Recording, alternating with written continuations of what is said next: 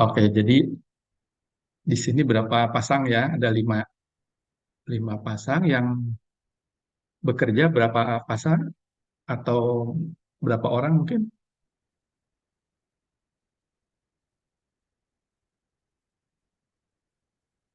Oke, kalau Stefanus dan Ingrid, Pak bekerja atau usaha sendiri? Bekerja, Pak. Bekerja ya. Ya. Kalau Christian dan Monica gimana? Be- Bekerja dan usaha juga, Pak. Oh, oke, dua-duanya ya. Oke, jadi dua kuadran itu. Iya, Pak. Kalau Hans dan Becca gimana? Bekerja. Oke, Jessica. Ya, kalau saya suami bekerja, kalau saya usaha, Pak. Oke, kalau Adriani, maaf. Kalau saya bantu suami, Pak. Kita punya Oh, usaha. Ya. oke, oke. Ya, jadi sebagai ini ya, kepala keuangan ya, Bu. Biasanya gitu ya. Oke. Eh, dengan pekerjaan yang ada ini, nah ini saya ingin paham juga, apakah dari teman-teman di sini ada yang sudah melakukan investasi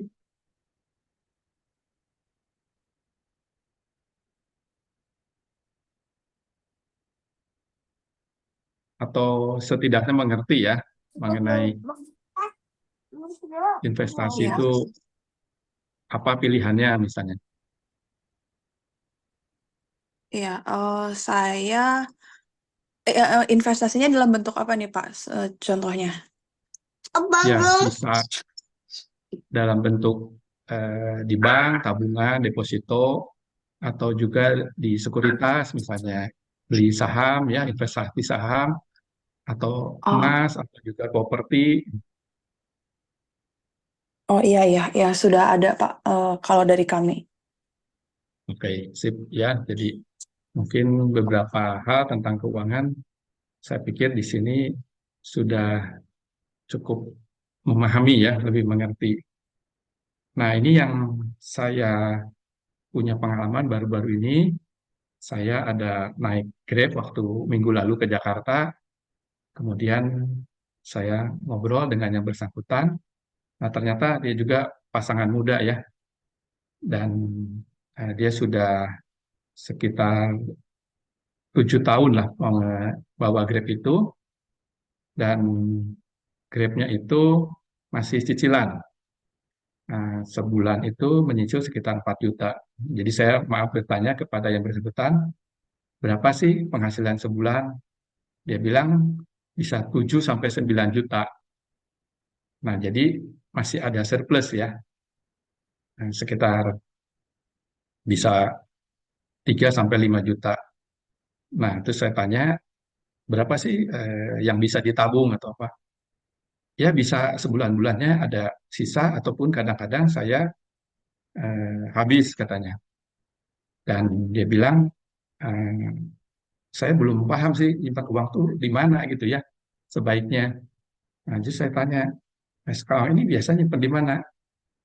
Ya saya emang simpan sih di setorin ke tabungan ataupun juga hasil Grab itu saya serahkan semua ke istri. Nah, istri yang mengelola ya. Nah, kemudian dia bilang, kalau menurut Bapak bagaimana? Apa Bapak punya apa opini ataupun saran ya?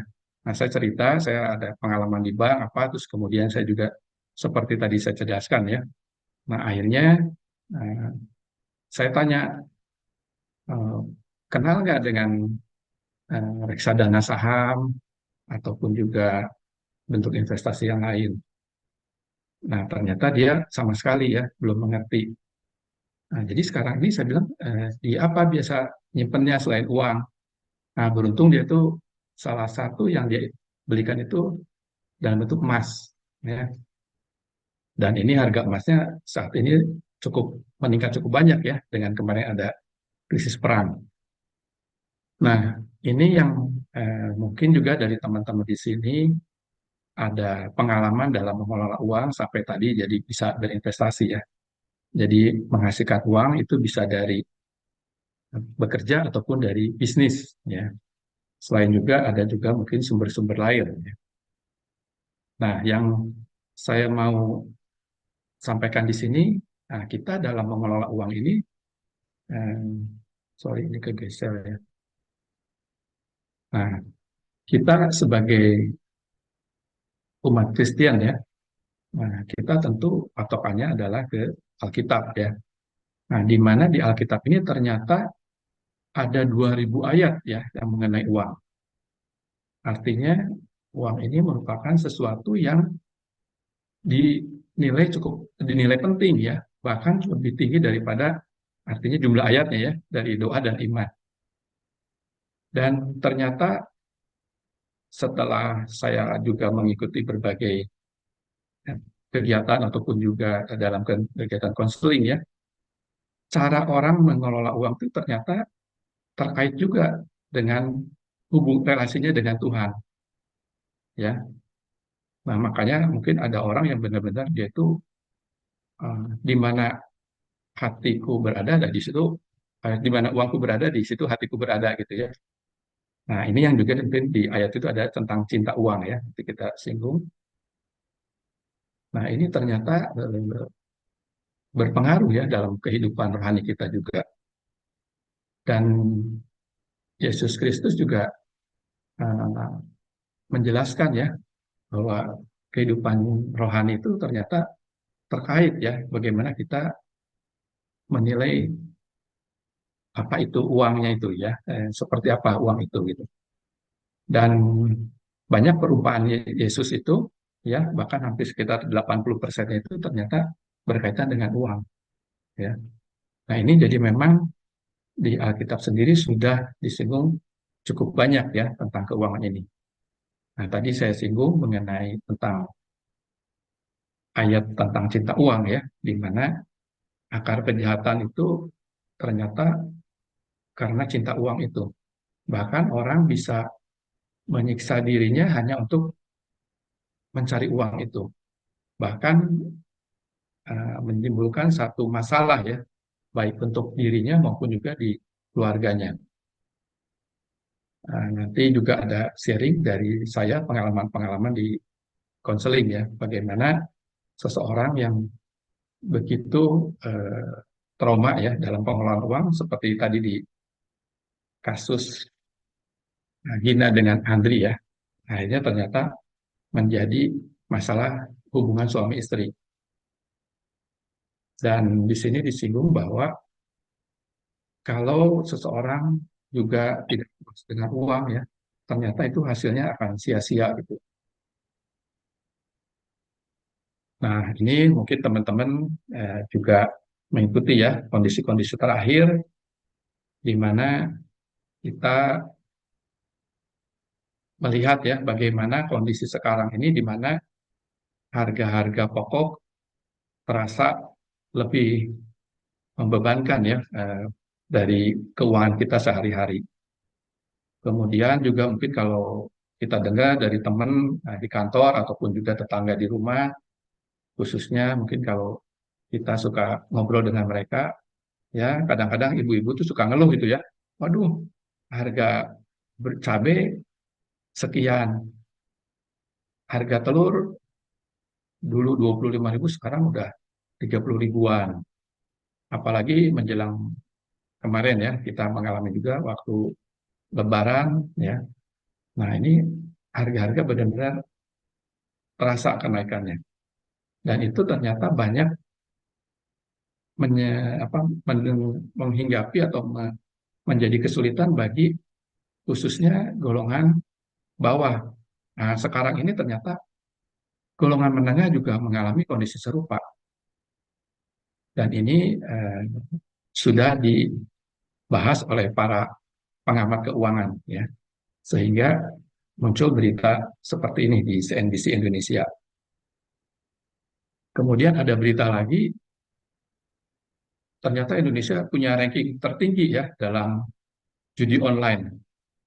Dan yang lebih memprihatinkan di sini, uang untuk judi itu ternyata diambil dari utang pinjol. Dan korban pinjol menurut hasil riset yang ada, yaitu kebanyakan perempuan. Nah, sementara penerima pinjol sendiri itu kebanyakan anak muda ya, yang usianya itu 19 sampai 34 tahun. Nah, ini yang menjadi satu keprihatinan yang cukup berat juga buat eh, dunia keuangan ya, khususnya di Indonesia ini. Nah, selain itu, kalau orang yang tidak mengenal investasi, banyak juga yang mereka terjebak kepada investasi bodong ya, sehingga kerugian yang sudah timbul itu sekitar hampir 140 triliun ya. Nah, ini posisi sampai tahun lalu. Nah, beruntungnya sekarang ini ada kegerakan-kegerakan untuk melawan ataupun juga mengatasi ya kondisi-kondisi yang ada, di mana salah satu yang saya juga baru-baru ini ikuti dari Victory Church Indonesia itu mengadakan kelas khusus untuk orang-orang yang terjebak oleh hutang, khususnya pinjol, sehingga di sini membuat hidup mereka itu jadi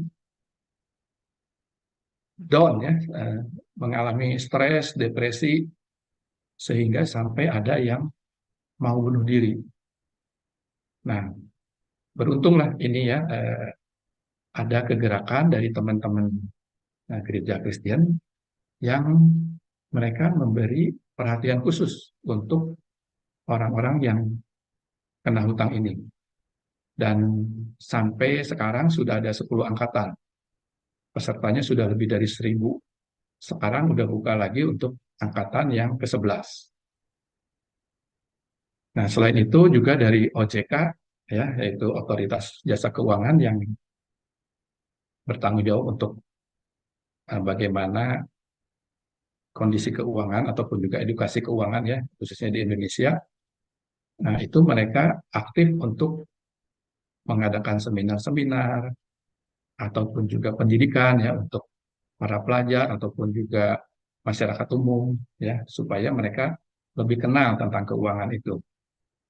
Dan perkembangan yang cukup menggembirakan juga sekarang di bursa efek ya untuk pasar saham ini sekarang banyak generasi-generasi Gen dan milenial, nah mungkin sama seperti yang seangkatan teman-teman di sini ya, sudah mulai berinvestasi di sektor keuangan khususnya di saham ya. Nah, ini juga merupakan satu indikator bagaimana tingkat kesadaran keuangan di satu negara. Semakin banyak mereka yang berinvestasi di sini, itu menunjukkan satu kondisi bahwa kesadaran untuk mengelola keuangan itu lebih meningkat. Nah, dari kasus di sini tadi ya tentang Gina dan Andi ya, nah, kita melihat bahwa ini ada satu kondisi di mana penggunaan uang ini benar-benar dikontrol secara ketat ya. Artinya ini bisa mendekati antara beda-beda tipis nih antara hemat dan pikir ya. Nah, sehingga ini menimbulkan masalah bagi pasangan hidupnya. Dan di sini memang untuk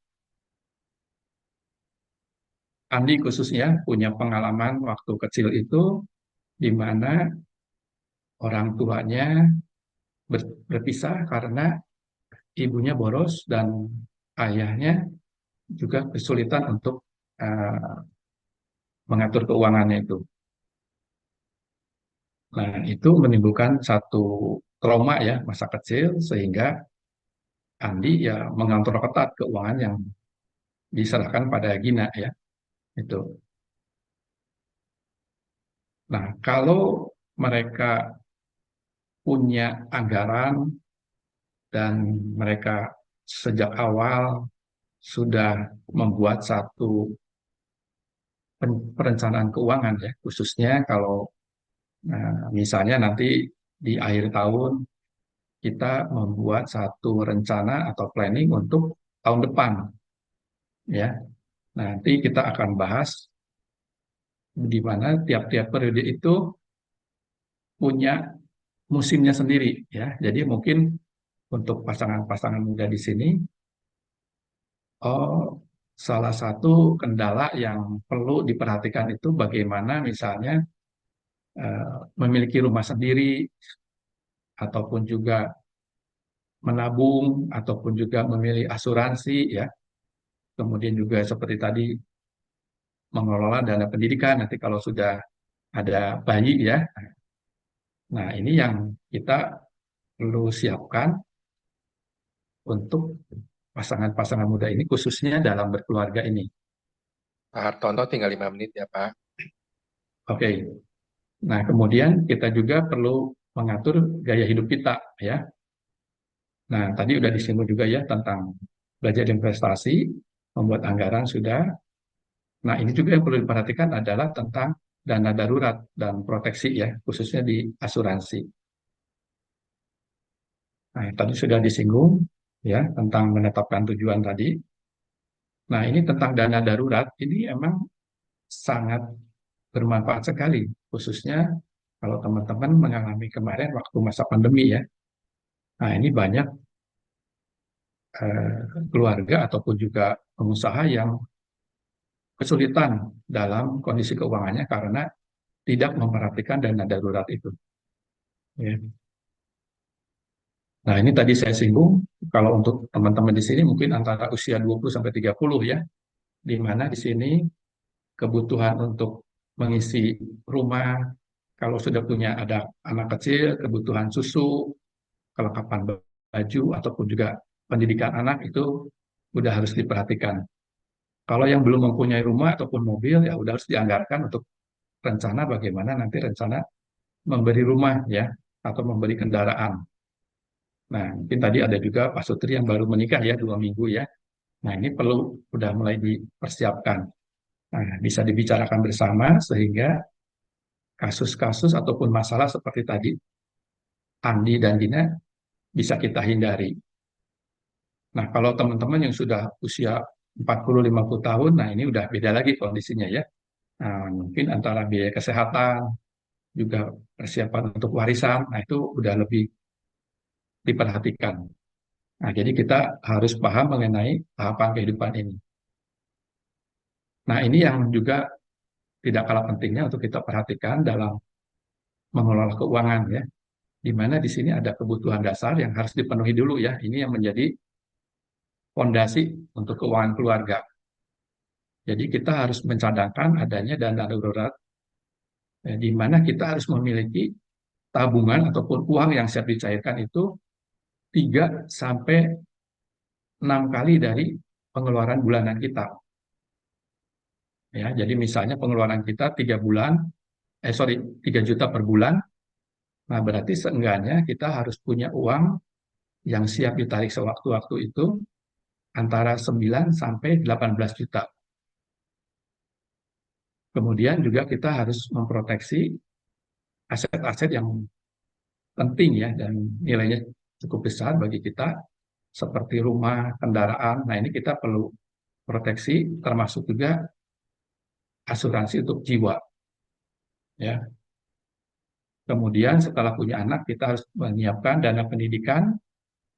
Nah, kalau sudah juga anak sudah dicukupi, kita perlu menyiapkan dana pensiun dan warisan. Ya, baru untuk lebih atas lagi liburan, rumah kedua atau mobil baru ya, sampai nanti wisata.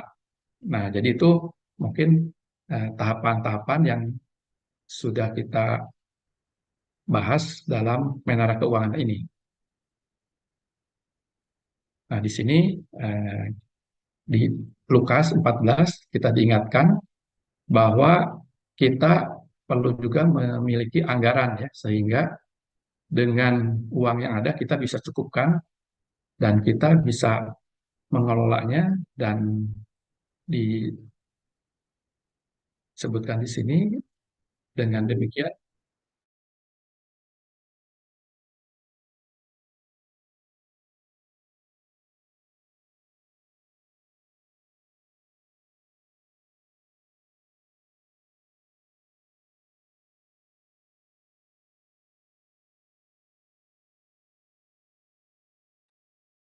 oke.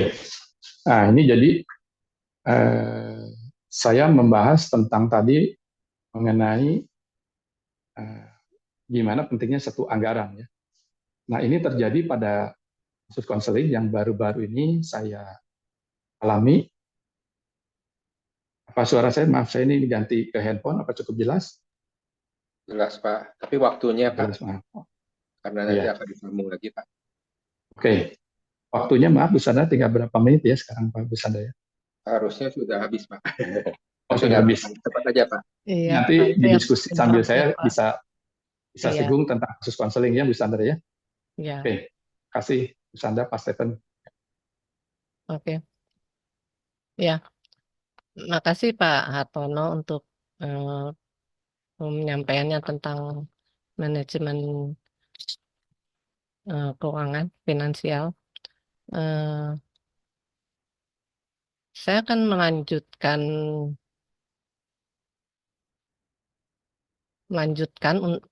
untuk melengkapi apa yang sudah disampaikan oleh Pak Hartono barusan eh,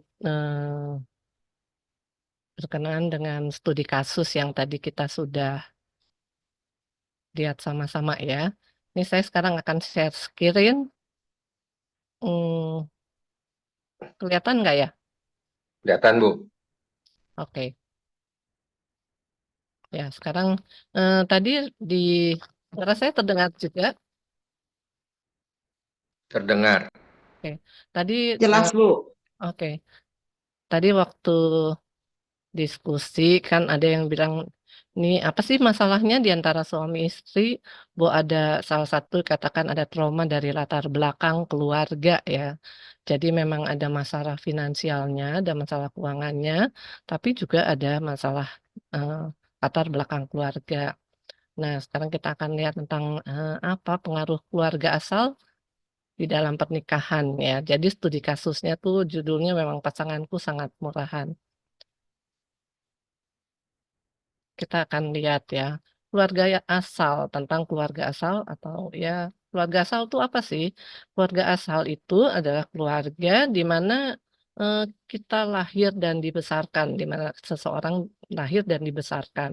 Jadi di dalam lingkungan keluarga asal itu bisa ada orang tuanya, kakeknya, mungkin neneknya atau keluarga lain, tapi ini yang tinggal satu rumah gitu ya.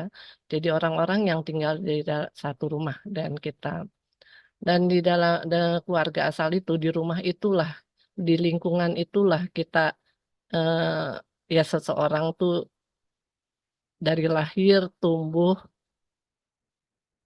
anak menjadi dewasa dan keluarga asal itulah yang mengajari kita tentang ya kehidupan, bersosialisasi, menjalin hubungan dan cara mengatasi stres dalam hidup. Dalam arti begini, jadi kalau kita tinggal di satu rumah tertentu, kita akan besar di situ, kemudian kita bisa lihat orang tua kita gimana sih komunikasinya, kemudian komunikasi orang tua dengan anak gimana sih, itu mungkin kita tidak sadari, tetapi kita melihat sendiri, kita mengalami sendiri, dan itu akan terekam, itu akan yang kita lihat itu lebih terekam daripada apa yang disampaikan. Sehingga keluarga asal itulah yang banyak mempengaruhi kita, mempengaruhi cara berpikir kita, mengajarkan nilai-nilai. Nah, itu keluarga asal, bagaimana bersosialisasi, ya. Jadi itu pengaruhnya cukup besar keluarga asal. Ya, seperti kita lihat di contoh studi kasus kan, bagaimana Gina dan juga bagaimana Andi itu pengaruh keluarga asalnya besar ya, gimana Andi mengatur keuangan karena dia melihat ibunya bagaimana. Jadi keluarga asalnya seperti itu. Nah, keluarga asal ini sangat penting bagi seseorang dalam berhubungan dengan orang lain saat sudah dewasa, termasuk juga hubungan dengan pasangan dalam pernikahan. Ya, jadi apa yang dilihat di dalam keluarga asal itulah yang dibawa sampai dewasa. Sampai dewasa termasuk dalam pernikahan tentunya. Karena kita melihatnya contoh seperti itu di rumah. Contoh seperti itu di keluarga asal kita. Ya, jadi apa yang diperoleh dalam keluarga asal akan terbawa terus dalam kehidupan dan mungkin justru bisa membawa masalah gitu. Kalau keluarga asalnya katakanlah komunikasi antara orang tua kurang baik, nah anak tuh mencontohnya seperti itu, melihatnya seperti itu. Kalau di rumah orang tuanya sering berkata kasar, anak mencontoh seperti itu dan kemudian itulah yang dibawa sampai dewasa, termasuk sampai masuk dalam pernikahan. Beberapa masalah yang bisa timbul ya dari keluarga asal ya, masalah emosional. Ya salah satunya masalah emosional kalau orang tuanya marah tuh dikeluarin aja, marahnya dikeluarin aja, tidak di ya benar-benar emosional. Anak mencontoh seperti itu. Kalau orang tuanya marahnya lempar-lempar barang, katakanlah ya, kalau maksudnya ribut suami istri, lempar barang, nah anaknya akan merekam hal itu sehingga ya saat menikah nanti anak akan mengikuti itu. Saya punya klien yang seperti itu ya. Jadi karena melihat contoh orang tuanya, tapi itu tanpa sadar dia ngikutinya. Kemudian juga masalah kesehatan mental. Kalau anak tidak diajak di saat di rumah di keluarga asal itu tidak diajarkan untuk punya daya juang, misalnya apa-apa dikasih, jadi gampang-gampang aja, dia tidak terlatih untuk menghadapi hal-hal yang sulit. Daya juangnya mungkin tidak terbentuk gitu ya, dan itu karena kondisi keadaan keluarga asal seperti itu. Dinamika hubungan yang tidak sehat, misalnya kakak adik tidak baik hubungannya, sering ribut, tidak mau mengalah, ya. Keyakinan yang berdampak negatif pada kita. Ya, jadi ada eh, itu bisa mengakibatkan dampak negatif dan juga pengabaian ya anak yang diabaikan oleh orang tuanya di rumahnya, tidak diperhatikan, kurang perhatian, eh, kebutuhannya tidak terpenuhi, ya ini bisa menimbulkan masalah dan bisa menjadi harga dirinya rendah. Dan jika masalah ini tidak diselesaikan, maka ini bisa terbawa masuk dalam pernikahan. Jadi apa yang dia secara tidak sadar kita peroleh di dalam keluarga asal, itulah yang bisa kita bawa ke dalam pernikahan. Keluarga asal juga berperan dalam melatih keterampilan orang untuk berelasi dengan orang lain. Ya, jadi maksudnya kalau orang tuanya sering memberi waktu ke anak untuk ngobrol, untuk bercerita, untuk mendengarkan masalahnya, untuk ya relasinya terbangun, sehingga akhirnya anak juga merasa itu bisa menimbulkan dia memiliki ada orang lain, ada teman, ada sesuatu yang diberikan oleh orang tuanya. Dan ini juga bisa membangun dan memelihara kepercayaan kepada orang lain. Jadi dia bisa melihat, oh saudara saya bisa dipercaya ya, atau orang tua saya kalau saya cerita bisa dipercaya. Ada orang yang bisa saya percaya dan dia bisa itu membangun juga rasa percaya dia untuk terhadap orang lain. Membangun hal ini ya bisa akan membangun keintiman atau kedekatan dengan orang lain dan bisa menumbuhkan harga diri yang positif.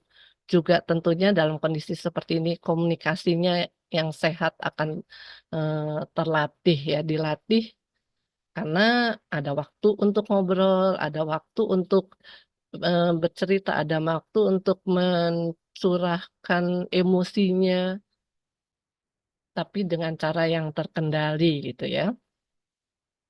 Nah ini tentang keluarga asal.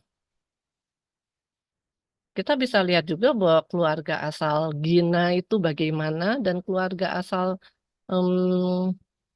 Andi bagaimana dan itu mempengaruhi Andi Salah satunya kita lihat contoh bahwa Andi yang ibunya boros sehingga bangkrut keluarganya katakan, sehingga Andi sangat mengatur keuangan. Padahal Gina yang cari uang, tapi Andi yang mengatur harus gini, harus gitu, dan ada ya supaya nggak yang dianggap ibunya, menurut dia ibunya boros. Jadi gimana nih supaya Gina nggak boros? Ya dia aturlah. Saking hematnya ya seperti itu ya, belinya juga barang yang kualitasnya tidak baik gitu ya. Tapi ini mempengaruhi dia gitu. Keluarga asalnya mempengaruhi Andi. Nah, kita akan lihat sekarang pola asuh orang tua ya. Pola asuh itu adalah pola pengasuhan orang tua di keluarga asal terhadap anaknya. Ya, jadi itu bagaimana orang tua memperlakukan anak, apakah anaknya diperhatikan atau anaknya dibiarkan saja atau anaknya dipenuhi kebutuhannya. Ya, jadi itu pola asuh. Dan apakah anaknya dididik? Jadi pola asuh itu mendidik anaknya bagaimana atau membimbing dan mendisiplinkan serta melindungi anak. Ya, mengajarkan norma-norma atau nilai-nilai. Jadi anak itu bukan yang mm, ya orang tua perlu memikirkan bagaimana pola asuhnya bagi anak, karena anak perlu diajar. Dia bukan yang tiba-tiba bisa semua sendiri gitu. Otomatis aja dia tahu. Anak-anak tidak tahu apa-apa sehingga itu perlu diajar, perlu dilatih, perlu dibimbing, perlu mendapat perlakuan baik. Nah, ini bagaimana pola pengasuhnya terhadap anak ya. Itu yang perlu dipikirkan. Pola asuh orang tua ataupun dalam keluarga asal sangat mempengaruhi perkembangan anak terhadap dan juga kehidupan sesudah dewasa, termasuk kehidupan dalam pernikahan. Ya, jadi pola asuh itu sangat mempengaruhi. Pola asuh atau sering disebut parenting yang baik adalah membesarkan dan mendidik anak dengan kasih sayang, sekaligus mendukung, membimbing, ya, dan menjadi teman yang menyenangkan. Jadi yang perlu adalah kasih sayang. Disiplin sangat perlu, mengajar disiplin sangat perlu, tapi harus dibarengi dengan kasih sayang juga. Ada 4 macam pola asuh orang tua terhadap anak. Pola asuh orang tua ada 4 macam ya. Yang pertama pola asuh otoritatif, yang kedua pola asuh otoriter, yang ketiga pola asuh permisif, yang keempat pola asuh neglectful. Kita akan lihat satu-satu ya. Pola asuh otoritatif itu disebut juga pola asuh demokratif ya. Ciri-cirinya di sini ada komunikasi 2 arah antara orang tua dan anak. Jadi orang tua menyampaikan sesuatu, tapi dia juga mau mendengarkan pendapat anaknya. Jadi anaknya bisa terbuka untuk mengemukakan pendapatnya atau bertanya, karena ya ada diberi kesempatan untuk itu oleh orang tuanya. Sehingga komunikasinya tuh 2 arah ya. Itu ciri-cirinya pola asuh otoritatif. Jadi kalau anak berbicara, orang tua merespons dengan positif ya. Kemudian yang berikutnya itu orang tua berusaha mendukung dan mendengarkan sudut pandang anak. Jadi eh, anaknya melihat opini anaknya bagaimana, dan kalau memang itu baik, positif, orang tua akan mendukung, dan kalau memang itu perlu dikasih masukan atau diperbaiki, ya orang tua akan menyampaikan hal itu ya, sehingga ya kan memang ada komunikasi 2 arah antara orang tua dan anak. Dan tentunya orang tua memberi batasan yang tegas kepada anak. Maksudnya di sini adalah menanamkan nilai-nilai mana yang baik, mana yang tidak.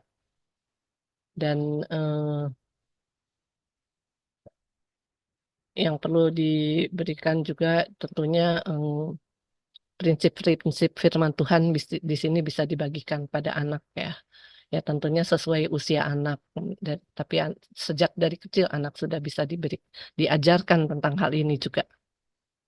Jadi kadang-kadang Saya suka dengar orang tua bilang gini, ah masih kecil dia, biarin aja. Kasihan kalau masih kecil udah nggak boleh ini, nggak boleh itu. Padahal nilai-nilai atau batasan itu perlu diajarkan pada anak sejak kecil, sejak dini. Jadi nggak tiba-tiba kalau udah besar baru diajarkan gitu ya, tapi itu dari kecil gitu. Nah, apa pengaruh pola asuh yang otoritatif ya? Pengaruhnya adalah bahwa anak akan mampu berinteraksi dengan baik karena memang dari kecil memang sudah dibiasakan untuk berkomunikasi dua arah dengan oleh orang tuanya, sehingga dia akan mampu berinteraksi dengan baik dengan orang lain. Ya, dia karena mampu berinteraksi dengan baik, maka di tempat pekerjaan atau juga di dalam pernikahan dia kan mampu mudah bekerja sama. Ya, kalau memang nanti suami istri dia kan bisa berkomunikasi dengan baik. Kalau tadi kan contoh studi kasus itu ya antara Gina dan Andi komunikasinya tidak baik ya, tidak jalan gitu. Nah, tapi kalau pengaruh pola asuh otoritatif adalah dia bisa bekerja sama dengan orang lain dan cenderung tidak menunjukkan kekerasan ya, maksudnya tidak memaksakan kehendaknya. Cenderung dapat mencapai keberhasilan bidang akademik dan dapat mengendalikan diri dengan baik. Ya, jadi kalau memang karena dia belajar untuk menerima pendapat orang lain, maka dia juga nggak cepat emosian, tapi dia bisa mengendalikan diri dengan baik, memiliki keterampilan sosial yang bagus, ya jadi mudah bergaul, bersosialisasi dengan baik, dan karena sudah terlatih di rumahnya ya, di keluarga asalnya, orang tuanya sudah membiasakan seperti itu di rumah, dan memiliki kesehatan mental yang baik, ya. Yang kedua adalah pola asuh otoriter. Nah, di sini ciri-cirinya orang tua memiliki kontrol yang tinggi terhadap anak. Jadi maksudnya orang tuanya yang mengendalikan, yang ngatur segala sesuatu untuk anaknya. Nggak boleh gini, nggak boleh gitu. Ya memang aturan itu perlu, tetapi perlu ada juga penjelasan. Kalau ini dia bilang aja tidak boleh, harus begini, harus begitu ya. Ini di sini katakan komunikasinya satu arah, ya satu arah. Jadi hanya perintah dan larangan. Jadi harus begini, tidak boleh begitu. Dan kemudian kalau tidak diikuti, nah ini dia memberikan hukuman atau disiplin yang keras. Jadi mengontrol anaknya dengan cara seperti itu. Dampaknya adalah eh, anak akan kurang bahagia. Dan karena sering kalau salah dihukum gitu ya atau dimarah, maka anak selalu takut salah. Kalau melakukan sesuatu jadi ragu-ragu, dia takut salah. Kalau disalah nanti dimarahin. Nah, itu nanti di sesudah dewasa juga akan seperti itu. Dia takut salah. Sulit mengambil keputusan sendiri karena takut salah itu ya. Dan rentan memiliki masalah mental. Juga kemampuan komunikasi lemah karena tidak terbiasa kan selalu satu arah, orang tua hanya memerintah atau melarang, sehingga saat dewasa pun termasuk di dalam pernikahan kemampuan komunikasinya akan lemah dan dia tidak berani mengemukakan pendapat. Kita bisa lihat contohnya di studi kasus tadi bagaimana Gina tidak berani mengemukakan pendapatnya. Dan kemudian juga dampak yang lain cenderung kesulitan mencapai nilai akademik yang memuaskan. Nah, dan juga dia merasa rendah diri dan tidak mandiri, ya tidak bisa mandiri karena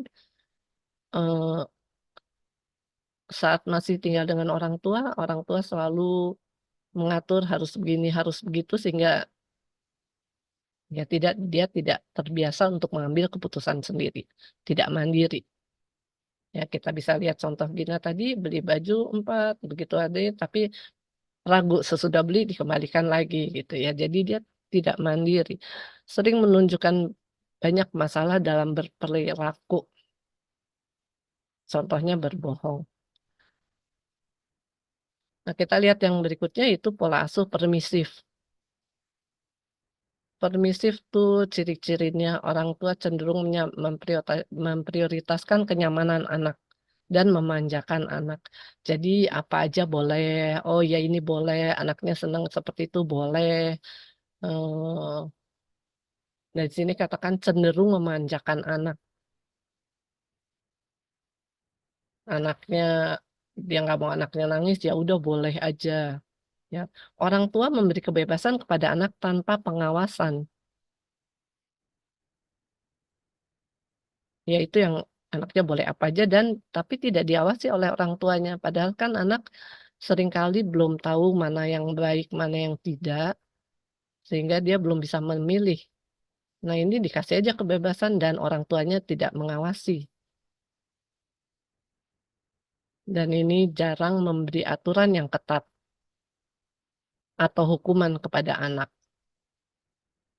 Jadi nggak ada aturan misalnya ini pulang sekolah harus belajar dulu ya, atau pulang sekolah ganti baju, cuci kaki, atau ini nggak dikasih ke aturan.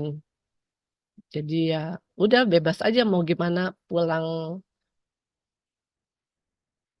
pulang sekolah mau main, mau nggak belajar dibebaskan saja gitu ya. Jadi jarang memberi aturan yang ketat.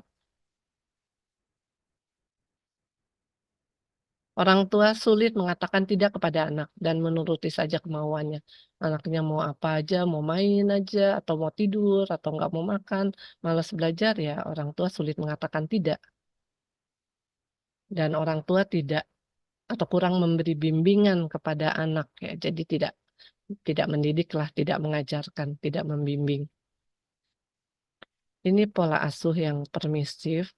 Dampaknya adalah bahwa anak tuh menjadi impulsif dan agresif ya. Jadi karena dia tidak biasa diajarkan, dia tidak biasa dikasih bimbingan atau pengarahan, itu dia ya mau melakukan apa aja ya harus harus boleh sehingga bisa kalau nggak di kalau dilarang dia bisa menjadi agresif untuk memaksa keinginannya itu dan dia juga tidak mandiri. Dia me- memiliki tidak memiliki kontrol diri ya maksudnya ini memiliki kontrol diri yang kurang baik, cenderung egois dan mendominasi. Jadi hanya apa yang dia suka dan mendominasi memaksa keinginannya, orang harus mau harus menuruti keinginannya. Nah, hal seperti ini juga yang bukan hanya ya terbentuk sejak kecil, tapi kemudian terbawa menjadi saat dewasa termasuk terbawa masuk dalam pernikahan. Kemudian di sini cenderung melakukan pelanggaran karena tidak dapat mengendalikan diri, ya tidak terlatih untuk mengendalikan diri, tidak dapat mengikuti aturan dan berisiko lebih besar menghadapi masalah dalam hubungan dan interaksi sosial. Yang keempat yang berikutnya adalah pola asuh neglectful ya, pengabaian. Ciri-cirinya nah, tidak memberi batasan yang tegas terhadap anak, tidak memperhatikan kebutuhan anak, bahkan ya nggak terlibat. Ya maksudnya anak diabaikan saja, tidak diberi perhatian. Ya agak mirip-mirip dengan yang eh, kalau nih kalau permisif sih lebih bukan mengabaikan tapi apa aja boleh gitu ya.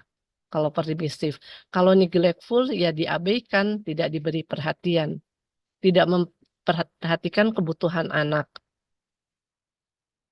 Jadi orang tuanya acuh, anaknya mau apa aja tapi karena orang tuanya acuh.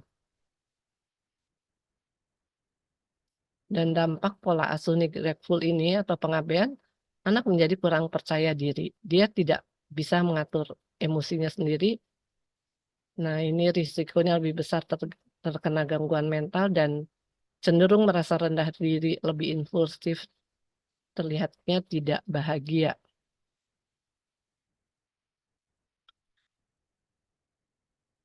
Em,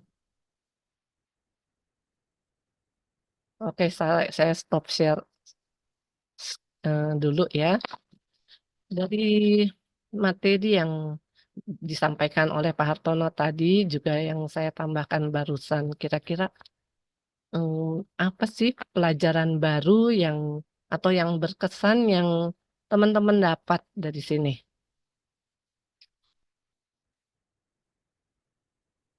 Atau dikaitkan dengan studi kasus tadi.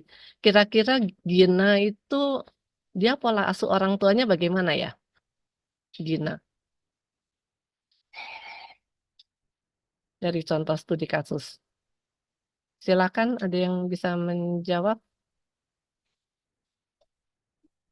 Ini ada Stephen dan Felicia ya, tapi bukan Pak Stephen.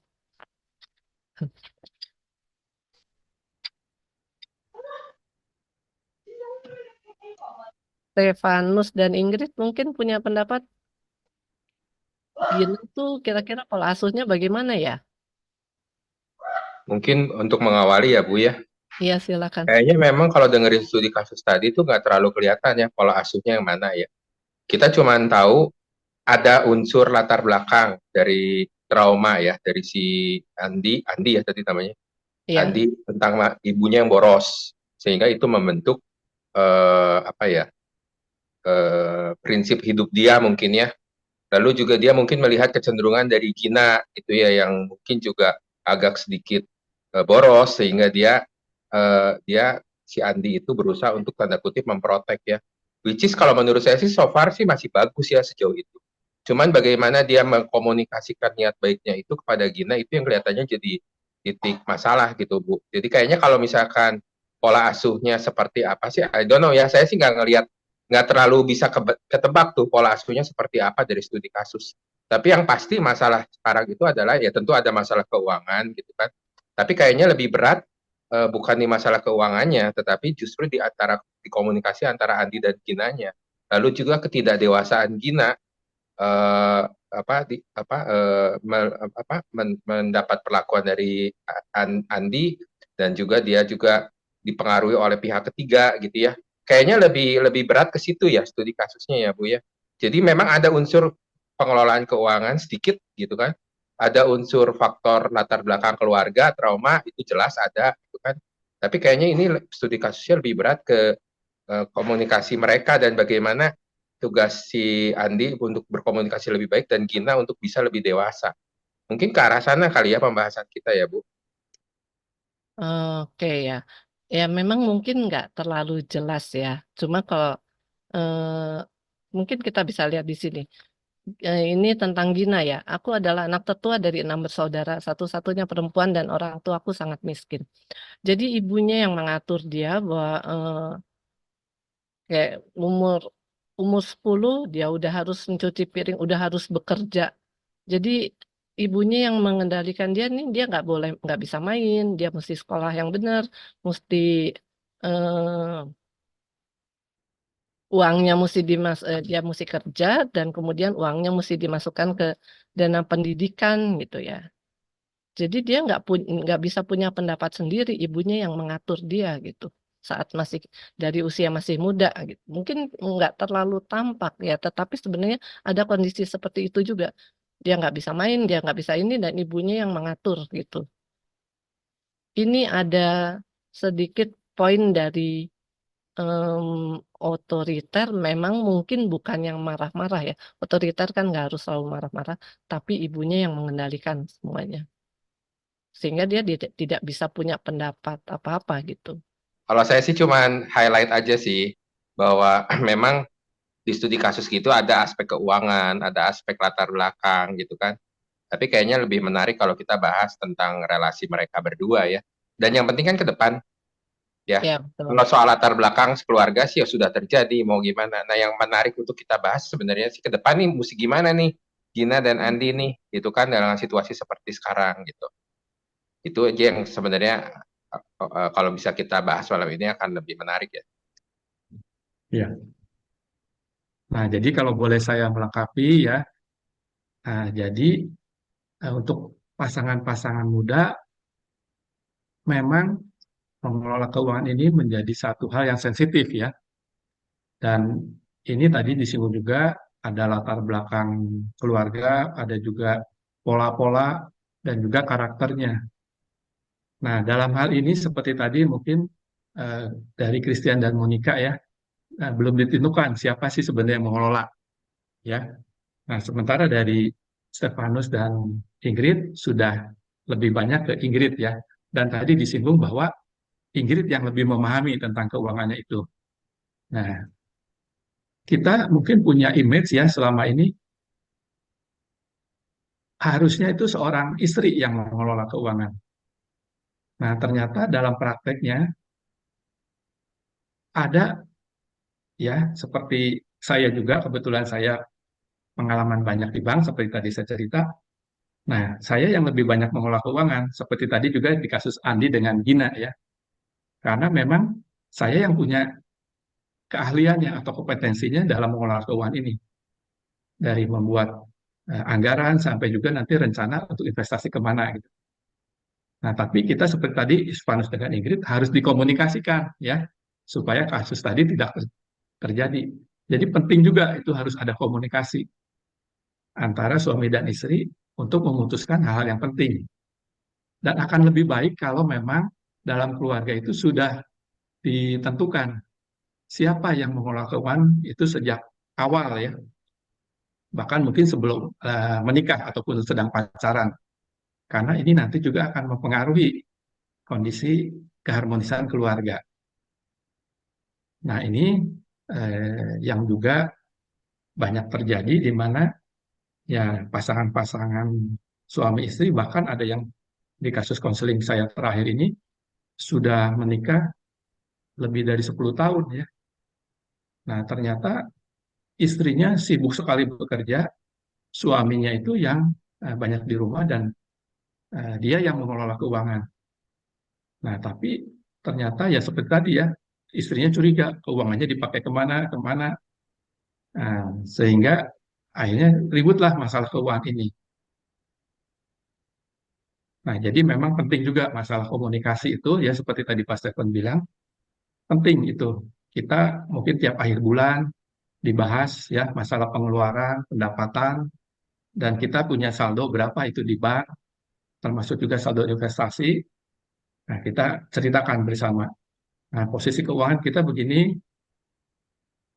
positif ataupun negatif ya, dan bagaimana rencana kita selanjutnya. Nah, emang mungkin kalau sebulan cukup pendek ya, bisa juga tiap 3 bulan atau paling tidaknya itu 6 bulanan itu lebih baik dievaluasi. Dan dalam kondisi tertentu, kalau seperti banyak perubahan ya, misalnya seperti tadi saya singgung, wah ternyata ini harga emas naik banyak. Nah, kita misalnya punya emas, apakah akan dijual dulu atau bagaimana nih sebaiknya? Nah, itu bisa dirundingkan antara suami istri. Karena dengan begitu ya, kalau kita menjual, oh kita dapat untung berapa gitu. Terus uangnya ini akan dipakai buat apa gitu. Ya, nah ini eh, bisa dibicarakan bersama. Dan kalau ada kesulitan, ada baiknya juga mencari seorang mentor ya, atau mengikuti juga eh, seminar-seminar ataupun juga kelompok-kelompok ya, komunitas yang banyak membahas tentang keuangan itu. Jadi kita dalam mengelola keuangan itu harus terus mau belajar. Mungkin itu tambahan dari saya. Ya, jadi tentang siapa yang mengelola keuangan itu cukup menentukan ya untuk keuangan keluarga kita. Ya, silakan Bu Sandra. Oke, makasih Pak Hartono. Eh, Tadi beberapa kali dibilang komunikasi, komunikasi, kemudian bahwa sangat penting ya mengatur keuangan. Cuma mau apa ya? Mengingatkan saja untuk kita semua ngobrolnya jangan tentang keuangan terus ya. Soalnya di dalam keluarga bukan hanya tentang keuangan yang ada banyak masalah yang lain dan juga terutama relasi sih ya, relasi suami istri itu yang tetap sangat perlu untuk dibangun, dipelihara. Dan kemudian tadi kalau eh, menyinggung studi kasus yang Pak Stephen sebut juga, bahwa kan katanya si Gina paling bisa enjoy untuk masalah seksual. Tapi itu kalau tidak ada, sebenarnya benar kok Pak Stephen. Jadi buat istri itu bukan hanya perlu uang, bukan hanya hal itu, tapi yang perlu juga adalah bahwa suaminya mengasihi istrinya dan itu di apa ya, dirasakan. Jadi ada kehangatan dari suami. Jadi bukan hanya uang, bukan hanya seks, tapi kasih itu jangan dilupakan, mengasihi istrinya. Kan kalau firman Tuhan, hai suami kasihilah istrimu gitu ya. Jadi itu yang perlu diingat juga dan istri taat ke suami. Dan apa yang nanti akan dilakukan oleh teman-teman suami istri itu yang akan nanti dilihat oleh anak-anak ya, sehingga nanti ya seperti yang kita lakukan sekarang itu apa yang teman-teman lihat dari keluarga asal. Keluarga asalnya bagaimana? Mungkin seperti contoh Andi kan dia lihat ibunya gimana boros sehingga di keluarganya dia mengatur keuangan. Nah, mungkin masing-masing kan masing-masing teman-teman ya Christian Monica, Hans Beka, Stefanus Ingrid, Stefan Felicia kan keluarga asalnya bagaimana, mungkin orang tuanya mengatur keuangannya bagaimana sehingga dari situ mungkin bisa belajar, oh kalau kayak gini kurang baik, sehingga baiknya di dalam keluarga yang sekarang ini bagaimana mengaturnya supaya bisa lebih baik dan tentunya dikomunikasikan. Ya tadi kan dikatakan sangat penting komunikasi itu, sangat penting dibicarakan bersama, disepakati bersama. Ya mungkin itu, tapi bukan hanya keuangan ya, kalau komunikasi. Jadi yang menyangkut emosi juga, membangun relasi emosi juga. Kalau saya untuk soal keuangan memang saya nggak terlalu ikut campur ya, malah suami lah soal keuangan. Tapi ya memang ada hal-hal yang memang nggak kita obrolkan selalu soal keuangan gitu ya. Jadi ya kita lebih banyak ngobrolin tentang apa ya? Hal-hal ringan lah Bu, hal-hal ringan memang yang sehari-hari gitu ya, yang tentang anak-anak atau apa gitu ya. Jadi kita masih membangun komunikasi tuh ya dengan anak-anak juga, dengan hal-hal yang misalnya kita lihat misalnya apa ya, kasus apa gitu nih, misalnya lagi ini kita ngobrol cuman ngobrol ringan aja Bu gitu. Jadi tetap kita juga punya eh, lebih banyak kita kumpul di rumah sih sebenarnya. Kita punya waktu juga, ada beberapa kali juga kan kalau saya masih sama suami itu masih ada waktu untuk pacaran lah Bu ya. Kira-kira misalnya berapa bulan sekali kita pergi hanya berdua dan itu memang menyenangkan buat saya gitu ya. Jadi agak apa ya, membuat refresh lagi gitu Bu. Jadi enggak kita tuh nggak terpaku oleh hal-hal yang rutinitas sehari-hari gitu Bu. Saya sama suami ketemunya 1 kali 24 jam Bu. Jadi setiap hari itu ketemu Bu, karena kita kan di buka usaha sama-sama ya Bu. Jadi ada jenuh juga sih sebenarnya gitu ya Bu ya, ketemu orang terus gitu ya. Jadi banyak apa ya, ada hal-hal kecil juga yang sering bikin kita jadi ribut gitu ya. Cuman ya untuk penyegaran-penyegaran seperti itu Bu, komunikasinya juga lalu ada juga waktu untuk berdua gitu Bu. Buat Ya, adik Pak Surti muda mungkin bisa jadi contoh tuh bahwa perlu waktu berdua untuk pacaran. Ini kan ya, baru menikah 2 minggu atau ada yang setahun, 2 tahun, 3 tahun, tapi perlu waktu, tetap perlu waktu untuk perlu waktu untuk berdua, berdua. ya untuk pacaran katakanlah. Pak Stephen juga ya, Pak Stephen. Jadi Itu perlu saya pikir waktu, Bu, ya. tadi saran dari Ci Ani kayaknya itu cocok tuh buat Andi sama Gina tuh. Jadi kan Nah, kayaknya Andi sangat fokus sama mengontrol keuangan ya sehari-hari gitu ya. ya, Ya, saya pikir kalau misalkan bisa diajak untuk komunikasi, nah itu kayaknya bagus tuh. Jadi jangan terlalu fokus sama target hariannya harus mengelola keuangan yang gimana gitu ya. Ya itu ya, bagus tuh. Dikabarin coba Bu Andinya Bu. iya Bun. Bukannya Pak Stephen yang bisa Konsultasi ke kontak, saya ya. Pak Stephen Ya, yang bisa kontak. gitu. Jadi ada yang apa ya? Memang yang setiap pasangan adalah unik ya. Jadi suaminya unik, berbeda dengan yang lain, istrinya juga.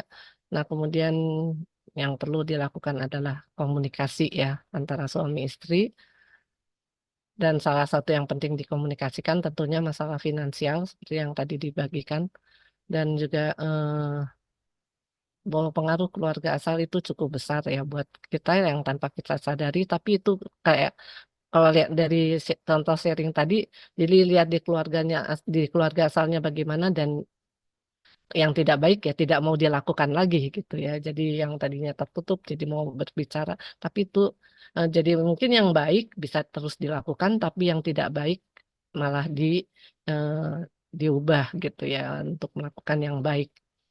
Terima kasih Pak Hartono, Bu Sandra. Terima kasih untuk apa yang sudah sampaikan. Eh, jadi yang di-highlight tadi kali ya, yang masukan si Ani ya. Jadi kudu ada waktu pacaran teman-teman, Ya, supaya bisa komunikasi gitu kan. tapi dari sekarang ya bukan bukan tunggu 25 tahun nikah, dari Iya. dari masih muda juga udah dibiasakan gitu supaya nggak ujuk-ujuk kaget nanti. Ya, kalau ada waktu untuk kita komunikasi dengan istri, dengan suami ya, nanti di dalam situ bisa bicara tentang keuangan, bisa tentang apa masa lalu keluarga kita, ya semuanya terbuka. Tapi mesti punya waktu untuk bisa kita ngobrol, gitu ya teman-teman ya. Satu Terima lagi kasih. mungkin Pak Steven, Ya, yang penting juga adalah ngobrolnya tentang relasi emosi ya. Jadi nah, bukan hanya anak atau pekerjaan atau keuangan, tapi emosi yang perlu dibangun antara suami istri ya. Jadi ya, lagi seneng nggak, atau lagi susah nggak, atau lagi apa. Jadi emosinya bagaimana? Karena itu yang membuat apa intimasinya terbangun. Ya relasi emosi perlu juga tuh. Oke gitu hmm. aja.